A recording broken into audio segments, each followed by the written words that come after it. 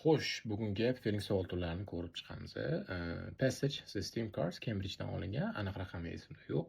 Xo'p, 26-savol. Mana shu savolni bajarayotganimizda sinfda ba'zi bir o'quvchilarda ozgina qiyinchiliklar bo'ldi. Nimaga qiynalishdi deydigan bo'lsa, savolni o'qiydigan bo'lsa, they satisfy California's emissions law, ya'ni mana shu nimadirlar, Kaliforniyani mana shu zaharli tutunlarning chiqishiga nisbatan qo'ygan qonunlarini to'laqonli qondiradi deb berilyapti. Bundoq o'ylab qaraydigan bo'lsa yoki tarjimasiga qaraydigan bo'lsa, bizga hech qanaqa so'z qo'yish shart emas. Lekin aslida endi tekstga qarab bir vazifani bajarishimiz kerak. Xo'p, mana bu yerda yaxshilab ko'rib olsanglar bo'ladi. Qanaqa tiplarni bizni follow qiladigan bo'lsa, to'g'ri bajarishimiz mumkin.